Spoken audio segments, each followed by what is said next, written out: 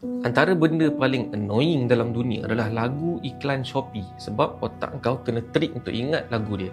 Dulu Shopee dia ada jingle, tapi tak ada siapa peduli, tak ada siapa pun yang stuck lagu dalam kepala. Bila dia orang ubah strategi, dia orang start hijack otak kita semua. So dulu lagu dalam iklan sekadar macam background music, tapi Shopee ni dia buat satu benda yang agak gila.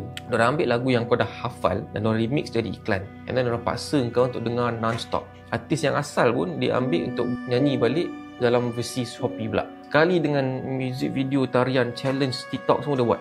Dan hasilnya lagu tu lagi senang melekat dekat otak audience sebab kita dah biasa dengan melodi tu. Contoh tahun 2019 Cristiano Ronaldo menari lagu Baby Shark Shopee 99. Tu Iman Troy keluar lagu Teman yang jadi hit dan sekarang pun dah 60 juta views kat YouTube. Shopee ambil lagu ni dan buat jadi kempen raya bersama Shopee. Lepas tu Alamak Raya Lagi di Fam pun sekarang dia guna jadi Shopee Ramadan punya kempen. So orang ingatkan benda ni strategi masa sale punya musim je lah.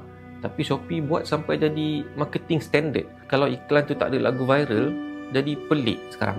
Tapi Shopee sebenarnya dia bukan main lagu viral je, dia main psikologi. Sekali lagu Shopee keluar, otak kita akan trigger satu benda, which is masa untuk shopping. Dan bila kita nak fikir shopping, kita akan ingat kepada dia lah.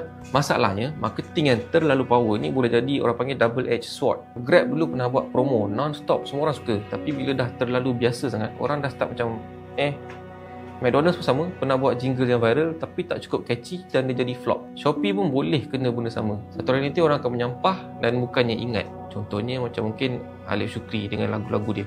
So moral dia, marketing ni bukan pasal nak buat orang suka sebenarnya. Marketing ni pasal nak buat kau tak boleh lupa. Dia bukan sekadar kena jadi kreatif, tapi kita kena main dengan psikologi juga.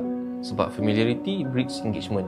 Bila lagu dah viral, audience dah biasa dengan melodi dan kita akan dapat engagement tu. Tapi kalau terlalu banyak, boleh backfire. So korang nak buat marketing konten kat TikTok tapi tak nak jadi annoying, CCA boleh tolong. Tekan je link kat bio.